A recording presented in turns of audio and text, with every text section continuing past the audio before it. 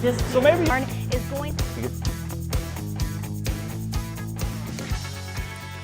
Good evening and welcome everyone to Inside Jacksonville, a production of the University of North Florida's Department of Communication and the CW17. I'm Alexia Carrasco. And I'm Matthew Farina. We're here each month for stories about life on our favorite coast, the First Coast. This month we will take you from the most powerful jaws in North Florida to new health trends, nightlife, and tourism.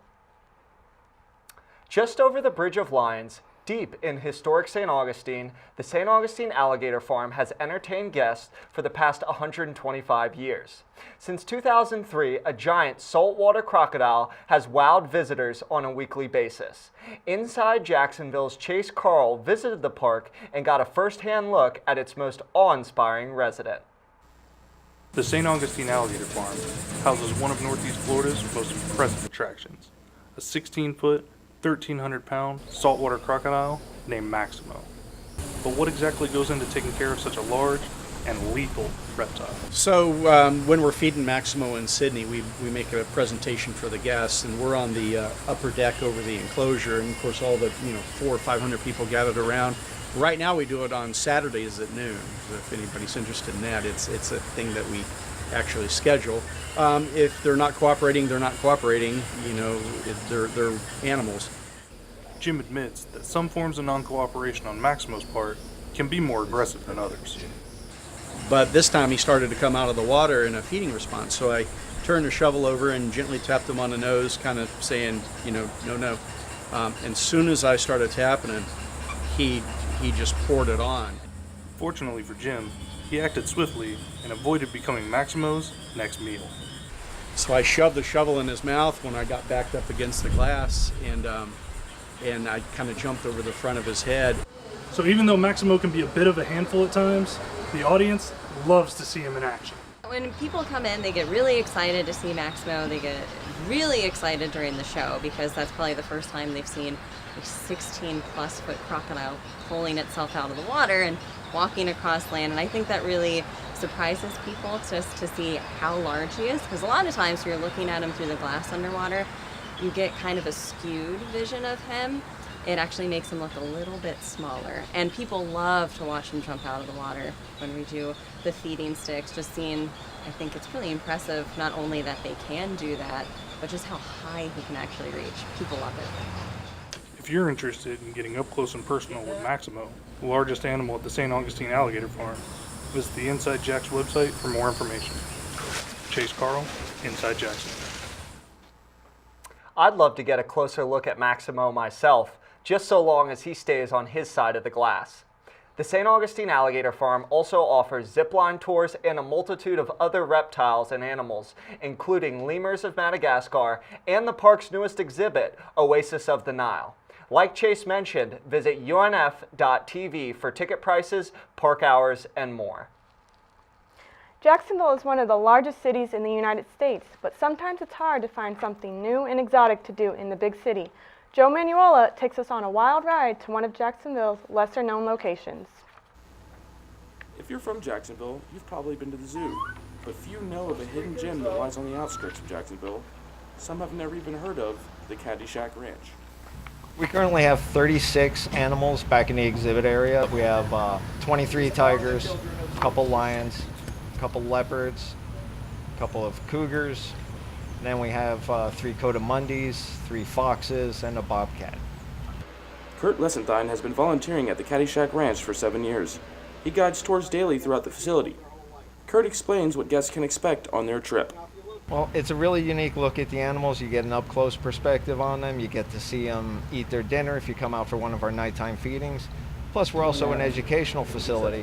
We'll tell people that come out on tours, and also we host school field trips, senior tours.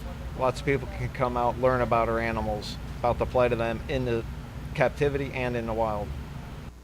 The Caddyshack Ranch is unlike any other place in Jacksonville. Guests get to stand feet away from some of the largest cats on Earth. They also get to view a very special feeding. On the menu tonight, whole raw chicken, and each cat eats 20 pounds worth. The animals eat mostly chicken, some red meat. A lot of times you come out for the night feeding, you'll see chicken served. We do feed red meat, though, 2 to 3 times a week. The cats can eat, for the lions and tigers, from 10 to as much as 20 pounds each. And we do that typically 6 days a week. To leopards and the cougars, maybe 4 to 6 pounds. Kurt Laguitis has been running the Caddyshack Ranch since 2004. He explains how he first got involved with the big cats. But we moved here in '86, and it's been a dream to more or less have visitors come as we traveled when we first started to teach folks about the animals. We started with the Florida Panther Project, and we talked about the plight of the Florida panther. And my goal then was always to have an opportunity for people to come in and enjoy the animals. In the next few years, the Caddyshack Ranch is expected to grow significantly. I hope the public gets involved. Again, we're a not-for-profit organization, so we're a tax deduction. But I believe it's going to be a team effort, as we already have a game plan that's going to be beneficial for all the animals here. And then, of course, it'll be beneficial for visitors, too. Joe Manuola, Inside Jacksonville. I've heard of noisy neighbors, but imagine hearing those big cats during feeding time every night. That would startle you right out of bed. For more information and hours about the Caddyshack Ranch, visit caddyshack.org. Coming up next, we tour 2 Jacksonville farms focusing on sustainable farming and educating homeowners to grow their own crops. Also coming up, we take you to Jacksonville Beach to see what effects local seafood businesses are seeing from South Florida's red tide.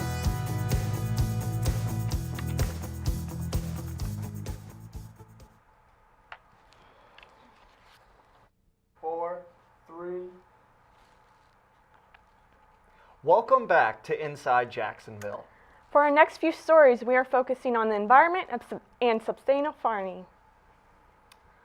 Moving over to the west side of town, a local farmer has started a project that aims to teach people the benefits of growing your own food no matter what kind of yard you have or how green your thumb may be. Hannah Guile takes us along as she visits Armstrong Farm and learns about the variety of plants that can be grown in Northeast Florida. Located on the west side of Jacksonville is Armstrong Farms, a 40-acre plot of land that is home to the Eat Your Yard Jacks project. Owner Tim Armstrong uses his farm as a working educational center to teach people how to grow their own food through organic methods. Eat Your Yard Jacks started as a way for Armstrong to connect with the community since gardening has been a passion of his since a very young age. And says, hey, you want to look around, and so they let us, shows us around, and says, well, we have a green market here every weekend. You should come out and vend. I told them about my little business, and so I started selling some plants there. And what I noticed was the plants that I was selling the most of was the few edible plants that I had carried in my business, mostly blueberries and stuff. And so I started expanding that portion of the business, and out of that blossomed Eat Your Yard Jacks. On his farm, Armstrong grows a variety of fruits, roots, and vegetables, from succulents to sugarcane to spiky plants. You imagine it and he can grow it, especially if they're accustomed to a hot and humid environment. Here at Armstrong Farms, not only do they teach people how to grow their own food through organic processes, but they also teach people about aquaponics. Aquaponics has a long history around the world, present in many cultures, like the Aztec and ancient Chinese, who used this method when raising fish in their rice paddy fields. I always enjoyed fishing and mucking around on the water. I've lived near the water for quite a number of years. And so that interest in water creatures spurred my interest in aquaponics, which is using fish and plants in combination with one another. So the fish waste feeds the plants and cleans up the water for the plants so that the water and the fish are healthier. Armstrong raises tilapia on his farm, and local students use this as an opportunity to learn more about aquaponics. Once the fish are about 2 pounds, they are often used in yummy fish tacos that are sold at the Beaches Green Market in Neptune Beach. If you're interested in stopping by to explore, purchase some of your own plants, or take part in one of Tim's many workshops, you can find them online at www.eatyouryardjacks.com and find them on YouTube at Eat Your Yard Jacks. Hannah Guile, Inside Jacksonville. So whether you've got a full-blown Garden of Eden in your backyard or are barely keeping your tomato plants alive, Armstrong Farm can help put more green in your thumb. To learn more about Eat Your Yard Jacks, what workshops are available, and what farmers market you'll find Tim at next, visit unftv.com. From one side of town to another, our reporter Alex Tote brings you down to earth with a look at yet another option to expand your gardening talents. In a big city, a farm might be the last thing you'd expect to see, but not in Jacksonville. This is Down to Earth Farm, a nonprofit farm owned and operated by Brian and Kristen Lipinski. Since 2007, they have grown a multitude of vegetables from right out of their backyard in West Jacks. We're putting a lot of things like broccoli and cauliflower and cabbage, that kind of thing, as well as the planting of tomatoes and peppers and green beans and plants like that, as well as cut flowers. We also do a lot of bouquet sales at the farmers market. At Down to Earth Farm, they don't just grow food for the sake of it. Their goal is to teach others how to grow vegetables, as well as live more sustainably and be just a bit more down to earth. When my wife and I started the farm, one of the things that we noted was that there wasn't much agriculture in the community. Like if you look at Jacksonville, even in the surrounding areas, even though there's a lot of space, there are not farms. So we thought it'd be important to have somewhere for people to understand about agriculture and in this particular climate and in this soil, what it means to, to grow your food. But what does Down to Earth do with all the vegetables they grow? One of the ways they get their produce to the community is through market days, such as the Green Market in Neptune Beach and the Riverside Arts Market, where they sell a variety of their fresh veggies. The best part is that all of their products are brought to the market just one day after picking. Our main outlet is the Riverside Arts Market on Saturdays, which goes from 10 till 3 o'clock under the Fuller Warren Bridge on Riverside Avenue. It's a dynamic, fun market that has a number of producers. There are some people that are not producers that are at the market, but for the most part it's a good producer market, and we sell what we grow. But plants aren't the only thing you can find at Down to Earth. They also have a small collection of farm animals as well. There's a chicken coop and a turkey coop, and there's actually pigs. The Lipinski's goal with Down to Earth Farm is to try and connect with their local Jacksonville community on the subjects of farming and agriculture. We get asked all sorts of questions about gardening, and because people know that we actually grew it. And so people love to talk about their gardens and farms they grew up on as kids and their own connections to agriculture. So I think that's one of the many things that sets us apart, is that you can actually talk to the people that grew it. Alex Toth, Inside Jacksonville. Well, we certainly have a lot of options to learn about growing our own food. It's great to see sustainable farming catching on around town. Don't forget to visit markets around the city and take advantage of locally grown crops. Florida is no stranger to threats from the ocean. Portions of southwest Florida have been dealing with the deadly algae known as red tide. DeAndre Pearson gives us an inside look at how local businesses are dealing with the threat to our south. It's a typically busy weekday for this gym in Atlantic Beach. The Fish Company is a local seafood market that has been in business just over a decade. Throughout that decade, they have experienced a warm embrace from their community. Really, we've been very fortunate. We've had a really good following, and we live at the beach, and we've worked at the beach, and we know a lot of the customers that live in the area, and so it's been good. We've had a good reception. Behind her lies a wall with small reminders reflecting on the joys of fishing. Well, pictures are just a natural way of just showing, how enthusiastic we all are. Most of these are family pictures on the wall. A lot of them come from customers also that want to bring it in, and they're proud of it, and so it's a great way for us to display that for them. Over time, the Fish Company has built its reputation by offering its customers a large variety of fresh and flavorful seafood. We sell fresh Mayport shrimp and local Cedar Creek clams, and mussels are from Prince Edward Island, same as our beautiful scallops that we get in. So really we specialize in all kinds of different seafood. We have a beautiful oyster bar with the oyster special that we run. Pinner says she isn't concerned at all about it impacting her business, and for good reason. We have not seen an impact in our products that we're getting. We don't get very many products from the Gulf region. Typically we get products that are from North Carolina, South Carolina, Virginia, and our local waters. There are a few things that come from the Cedar Key area, and they haven't had any effects of the red tide in that area. I did talk to our seafood purveyor, and he does get things from the Gulf region, and he said at this time that has not been affected. Pinner is not alone in her stance on the red tide. Most of the Jacksonville fish markets have not been affected by the epidemic. The phenomenon of algae blooms, known as red tide, has crippled the coastal waters of Florida and has claimed at least 2,000 tons of marine life. DeAndre Pearson, Inside Jacksonville. We're certainly thankful that most First Coast businesses are not feeling a harsh impact, but our thoughts are certainly with those coastal communities that are. For more information on what red tide is and how it is impacting our Florida coast, visit unftv.com. And coming up after the break, Inside Jacksonville's Tristan Reyes gives us an inside look into one of Jacksonville's newest hits, Surfer the Bar. Also after the break, we go for a tour around the city to show off Jacksonville's budding home-brewed tourism.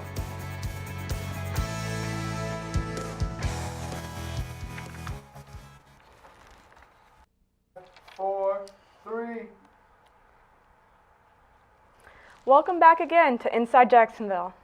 For our next few stories, we travel around town from bars to breweries. Surfer opened in Jax Beach back in January 2017 and replaced the previously popular music venue, Freebird, with Surfer's more inclusive, upbeat environment.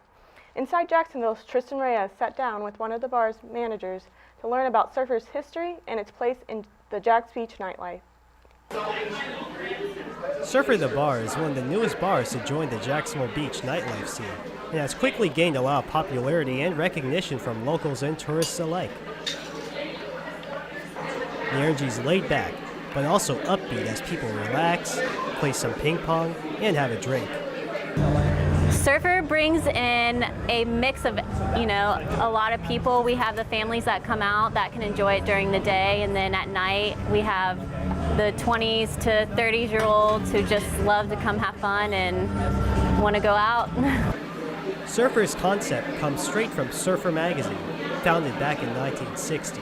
The bar features covers and pictures that have been published in the magazine all over the walls. The bar makes many different beach-inspired drinks, like the Cocojito here. It's a favorite drink of Jay Albertelli, the operating partner of Surfer the Bar. He says it's one of the more refreshing drinks that Surfer has to offer.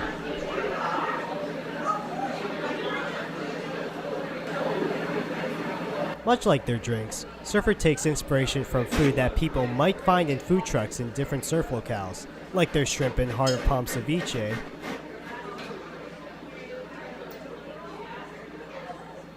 or ramen burritos. Here at Surfer the Bar, not only can you grab a refreshing drink and get something quick to eat, you can also listen to local musicians from around Jacksonville here every week. Everyone knows it used to be Freebird. It was the place to be whenever you want to go see a cool concert or cool live band, and we've made it better, and we've added food and nightlife and everything else, and I think it's really created a good atmosphere for people to come to. Jay Albertelli says that in the building space, the idea was to have another surf-connected company down there, like Rip Curl or Hurley, and they would change every 2 years. Tristan Reyes, Inside Jacksonville. The bar can be found in Jax Beach, south of the pier, a popular surf spot.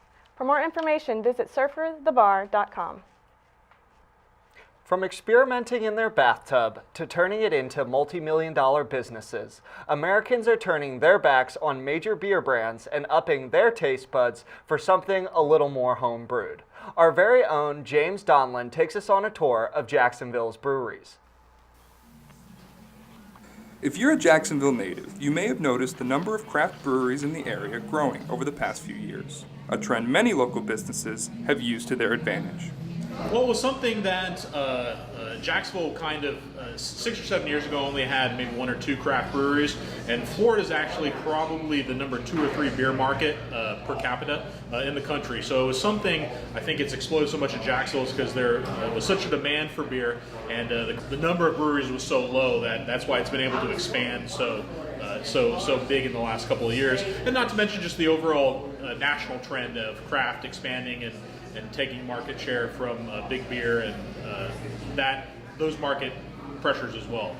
Jacksonville breweries have a chance to showcase their selection at local events, such as Brewval, an annual celebration of the beer of Northeast Florida. So, our idea with this is basically the whole Duval County pride we're celebrating with Brewval, and just basically bringing as many beers to the local area as possible. So we have 20 plus breweries participating today with 60 plus flavors. We still got a lot of growing room to go here in Jacksonville. You look at the growing areas that have boomed recently over the past decade. The Tampa area, they just really have blossomed. We're just getting started here in Jacksonville, and that's super exciting. So anything we can do as a media channel to build that community, we're all about that. The Jacksonville Business Journal reports that the number of craft breweries in the area has grown from 1 to 21 over the past 10 years, with 1/3 of those locations having been registered in 2017. Well, Jacksonville is quickly becoming that, and especially in Florida. The only city that I'd put us behind as far as quality of beer and number of breweries and places to visit would be Tampa. It would take a lot for Jacksonville to catch Tampa, because the Tampa-St. Pete area has 50 to 60 breweries, but I'd say we could definitely become the number 2 beer tourist destination in the state of Florida, at least. Craft beer has become a tourist attraction for Duval County. Visit Jacksonville, a tourist organization, has even designed a beer trail for visitors to follow and try all the local spots. With the growth the industry has seen so far, it seems there's only more to come. James Donlin, Inside Jacksonville. Well, now I know what I'm doing after the show tonight. If you get an inkling to try some of Jacksonville's home-brewed beer, check out our website for some of the hottest brewery locations on the First Coast. Well, that's a wrap on this edition of Inside Jacksonville. If you missed anything from today's program, just visit our website, unftv.com, where you'll find expanded versions of our stories, photos, interviews, and other extras. Again, that's unftv.com. You can also find us on Twitter, Facebook, YouTube, and Instagram at InsideJacksUNF. Thank you so much for joining us. We'll see you next time on Inside Jacksonville.